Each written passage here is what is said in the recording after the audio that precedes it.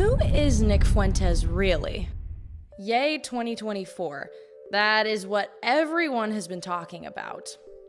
I could say anti-Semitic things and Adidas can't drop me. Now what? He has surrounded himself with some interesting characters, specifically one unique individual, Nick Fuentes. Who really is this Rayleigh guy from Chicago? Things about this gay rape that's about to happen to you that just make sense. Things about this gay rape that you're about to endure that are just gonna make a lot of sense.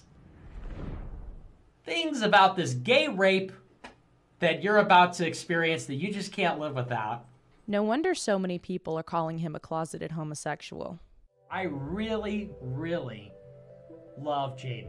Yeah, so I was a big fan of his show going back to early 2019. The Con Inc. Types, they weren't really focusing on family issues, so, you know, young people getting married. And Nick was actually providing a different message. At the time, I was one of the larger Turning Point chapters out there. I disbanded my Turning Point chapter. I put out a letter talking about, you know, the issues that I had with Turning Point and why I was doing what I was doing. You know, I had a lot of stuff going for me, got involved with this, kind of tanked a lot of opportunities. I didn't choose to be born.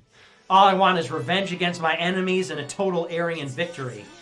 Most notably, Nick Fuentes is the founder of a seemingly Christian conservative movement called America First. America First is not just a daily political live stream, though. Nick also has a nonprofit called the America First Foundation, which raised $131,000 in 2020 alone, with many more fundraising efforts to follow, through mostly anonymous donors. From the outside, it looks like the funds go toward a small... Jaden towering above the rest. And of course, that's the one that, well, I don't want to say they got rid of him because, Jaden chose voluntarily to part ways, but mogging the ever-living hell out of them. Fans titled AFPAC. As far as we know, the rest of the funds are unused for any real political activism, and by way of what small political organizing Nick has actually pulled off, Nick has rendered himself radioactive. And if they heard his statements that he makes, they would want nothing to do with him. He sounds like a very immature young man saying hateful things about people. And then also saying, oh, I'm not racist or I'm not these things. Yeah, you are if you talk that way. Are you trusting the plan yet? And that really left one option for Nick himself, that the only person who was willing to run with him was a person who ended up getting 60,000 votes in a 2020 presidential election. America First, a network that is quickly running out of very shocking things to say, continues to latch on to the most provocative talking points of the time. So this is going to be the most racist, sexist, and the most Holocaust denying.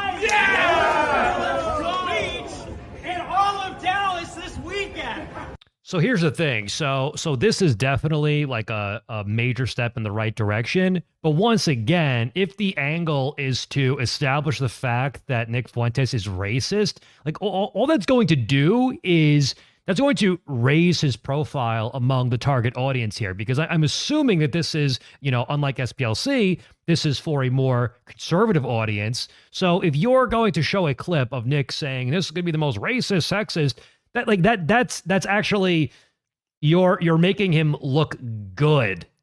You're making him look good. You're making him sound funny. You're making him seem likable. So, to me, I think that would be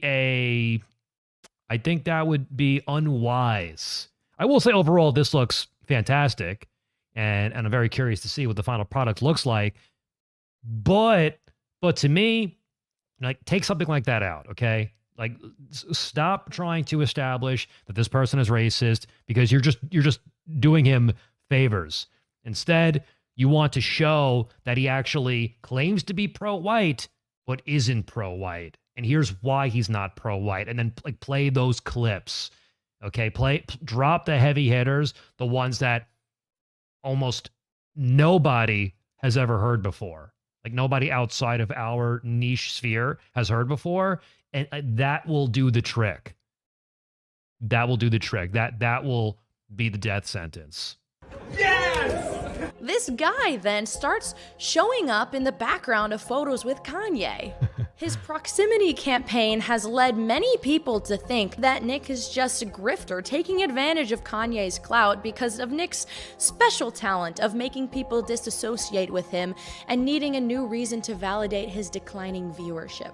I remember all through 2021 warning Nick, hey. And this is definitely good to hit on. This is also something that people don't know about. So, you know, this is exactly the kind of thing that you should leave in, okay? Nick is racist. Take out this, like what's actually going on with the movement, the numbers, the viewership, cozy, right? Like all those improprieties that people have no familiarity with. Leave that in. Put that in. Yo, Simon, what's up there, man? How you doing? Hey, your viewers are way down. Hey, it's only going down. This is really bad. You know, it continues. Because a lot of people don't know about this. Decrease 10%, 20%. And, you know, his solution to that was, just throw on a 2 times multiplier and, you know, just fake the views, whatever. Nick's followers will... Like that right there, that is a bombshell. Remember how much of a bombshell that was for us when we heard it the first time during the Kino Casino? But there's still a lot of people that don't know about that. So you put that out there. You have Jaden as your source. Jaden as your source. I mean, does it get better than that? Will go along with anything. And it's not just Jaden as your source. It's also then there's the data that Simon published. He says, making his scam pretty easy to maintain. Raise your right hand. All right, everybody raise your right hand. Repeat after me.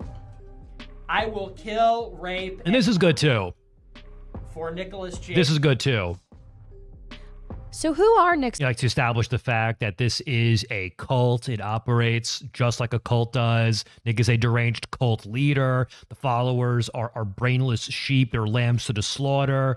They think they're doing good. They're not doing good. They're doing evil. They're doing the work of the devil while claiming to do the work of Christ. That's the kind of thing you want to include in here. Followers: Ethan Ralph, a revenge pornographer, sex offender, and felon. Ali Alexander, a pedophile and convicted... This is good too. This is good too.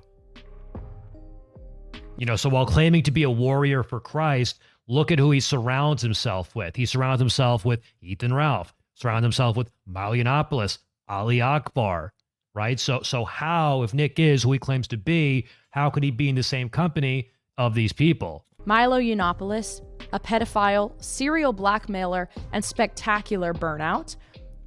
Alejandro Gomez, aka the Latino Zoomer, arrested for terroristic threats and possession of child porn. And I doubt they'd have any problem killing, raping, and probably dying for Nick. Everyone knows January 6th. I mean, if anybody was going to do that, if anybody was going to take that pledge seriously, it would be Latino Zoomer. I think we all agree on that. Guess who was there? Keep moving towards the Capitol. This is good. Taking the Capitol, keep marching. And don't relax, never relax. Break down the barriers and disregard the police. They should live in fear of the American people. They have betrayed over and over again. It's very bizarre because nobody plays this clip. Nobody plays this clip. The mainstream media doesn't play this clip. And he encouraged all of his supporters to be there on that day. As of now, we've identified at least 17 groypers who were arrested in the wake of January 6th. Nick encouraged these people to breach the Capitol and go inside, and then immediately dropped them as things started to get dicey. And also... Yep, there it is. Rot in prison, burn in hell. There's no record of Nick Fuentes using any of his America First Foundation money to actually bail out or help support the legal fees of any of the groypers that he actively got into that sticky situation. Well, as you can see, Ye has aligned himself with a weasel. He lost custody of his kids, his wife left him, and former brand partners are canceling contracts left and right. Any of this would make someone have a breakdown. The issue comes in as this is all being exploited by Nick Fuentes for Nick's own personal gain. I'm just gonna say it, if Ye threw his whole career and his reputation for the rest of his life away to be mentored by this guy, how can things end well for Kanye? Let it go. Good night. spring 2023. So I mean, it looks like a high quality production. I'm definitely looking forward to it. And for the most part, I would say that they got the narrative down pretty good. But I don't know. I don't know if they're if anybody connected to this is watching the stream. If they are, the racism stuff, you're gonna have to take that out. Okay, you're gonna have to, because I think people know. Like when you think about Nick Fuentes, we know this about him already. I think you want to focus more heavily on the stuff that people don't know, like the clip of him outside of the Capitol building on January 6th, like his actual views on white people. That's the number one thing. Okay, if that's not in the final cut, then I'm gonna have to say that this is a disaster. You have to put that stuff in. You must.